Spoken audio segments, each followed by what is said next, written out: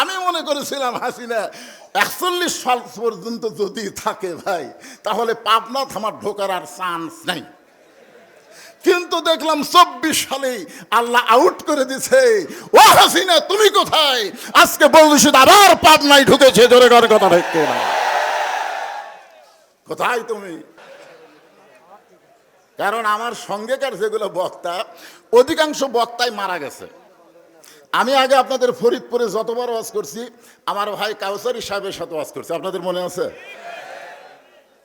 সিদ্দিকুর রহমান যশোরী, কাউসারি, হেলাল উদ্দিন, এরকম যত বক্তা ছিল সমস্ত বক্তারাই মারা গেছে। আর যে কয়টা বর্তমানে আছে বৌসল নিয়ে শুয়ে আছে, মাঠও তার চলতেছে না। কিন্তু আমি বুড়া হয়ে গেছি, অসুস্থ হয়ে গেছি, এরপরও জনগণ এখন পর্যন্ত আমাকে ছাড়তেছে না। কারণ আছে না নাই? কি কারণ? হাসিনার সময় ডাইরেক্ট কোনো ওয়াজ করতে পারি নাই, কিন্তু অ্যাঙ্গেলে এমন ডোজ দেওয়া দিছি, আওয়ামী লীগের কলিজার মধ্যে আগুন ধরে গেছে। ধরে কোন কথা ঠিক না? যার কারণে পাবনা জেলায় আমাকে ঢুকতে দেয়নি। আপনাদের ফরিদপুর থানার ওসি আমাকে মোবাইল করে বলল, হুজুর ফরিদপুর থানায় যদি কোনো আপনার মাহফিল থাকে আপনি ক্যান্সেল করে দেন, কারণ থানার মধ্যে ঢুকলে আপনি গ্রেফতার। আমি মনে করলাম হয়তো ভাঙ্গুরা থাকবে। ভাঙ্গুরার ওসি একই কথা, ওই চাটমোহরের ওসিও তাই, ওই আটঘরের ওসিও তাই, ওই সুজানগরের ওসিও তাই, আমিনপুরের ওসিও তাই, পাবনা সদরের ওসিও তাই, ওই ঈশ্বরদীর ওসিও তাই বলল। সমস্ত থানার ওসি বলল ঢুকলে আপনি গ্রেপ্তার। আমি বললাম আমার কি জন্য গ্রেপ্তার? বলে এমন কথা আপনি বলেন হাসতে হাসতে কলজার মধ্যে ঢুকে যায়। এই জন্যে আপনার ওয়াজ আর চলবে না। আমি মনে করেছিলাম হাসিনা 41 সাল পর্যন্ত যদি থাকে ভাই, তাহলে পাবনা থামার ঢোকার আর চান্স নাই। কিন্তু দেখলাম 24 সালে আল্লাহ আউট করে দিছে। ও হাসিনা তুমি কোথায়? আজকে বলছি আবার পাবনায় ঢুকেছে। জোরে করে কথা দেখতে না, কোথায় তুমি? দুইজন হাত ধরে টানে আর তিনজন ঠেলা দিয়ে টেদর তুলে দেয়। ওবায়দুল কাদের কাউয়া উঠাই বলে খেলা হবে। আজকের খেলা হবে আল্লাহর কোরআন দিয়া। তোর এখন ঠিক আলহামদুলিল্লাহ।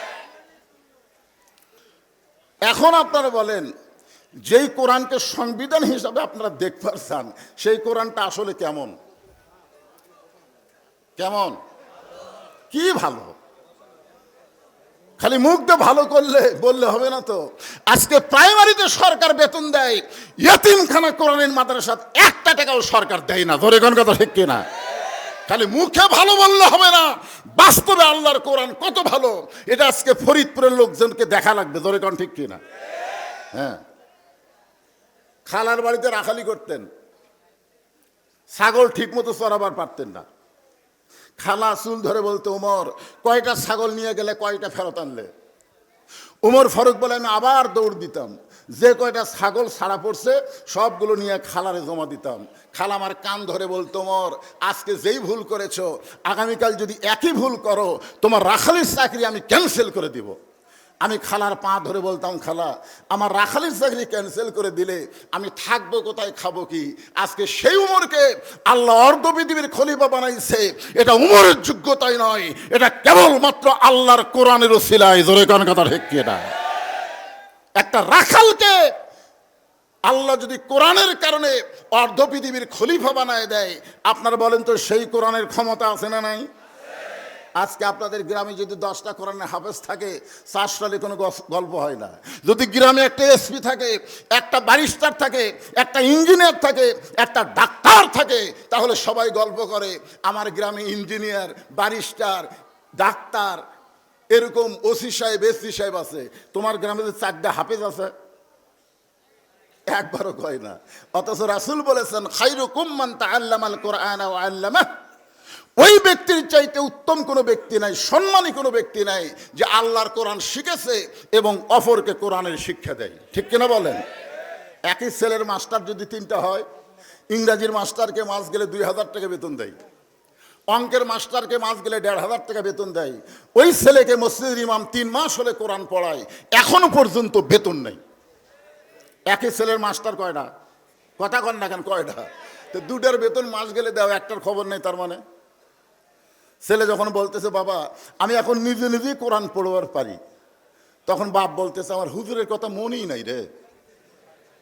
3 মাস পরে এসে হুজুরকে সালাম দিয়ে বলে, হুজুর আপনি অনেক কষ্ট করে আমার ছেলেকে কোরআন শরীফ পড়াইছেন, কিন্তু আমি শুনেছি আল্লাহর কোরআন শিক্ষা দিয়ে হাদিয়া লওয়া জায়েজ নাই। দেখছেন কি শুনছে? আপনারা বলেন তো, আর এই শোনাটা হুজুর বেঁচা থাকা না মরে যাওয়া? ইংরেজি মাস্টারের সময় কোনো ফতুয়া নাই, অঙ্কের মাস্টারের সময় ফতুয়া নাই, ফতুয়া মারতেছে হুজুরের উপরে। ধরে কারণ কার উপরে? কি জন্যে? কারণ বাংলাদেশে কোরআনের ওয়াজ হয়, কোরআনের তেলাওয়াত হয়, কোরআনের হাফেজ হয়, কিন্তু কোরআনের সমাজ কায়েম হয় না। ধরে কারণ কথা ঠিক কিনা?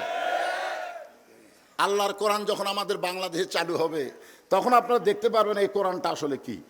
আমি আপনাদের একটু দেখানোর জন্য নিয়ে যাচ্ছি হযরত ওমর ফারুকের কাছে। বাংলাদেশের মতন 96 দেশের খলিফা হযরত ওমর ছদ্মবেশে মদিনার অলি গলি ঘুরতেছেন শুধুমাত্র আল্লাহর কোরআনকে দেখার জন্য। জোরে বলেন কি দেখার জন্যে?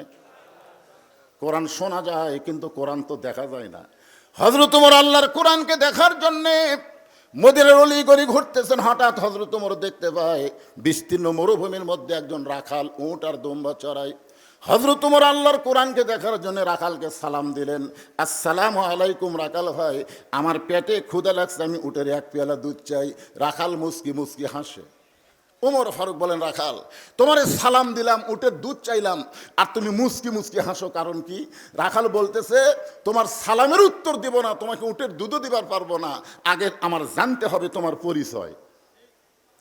ওমর ফারুক চিন্তায় পড়ে গেলেন, আমি আল্লাহর কোরআন দেখার জন্য ছদ্মবেশ ধারণ করছি, আর এখনো যদি আমার পরিচয় দেই তাহলে গুমুর ফাঁস হয়ে যাবে।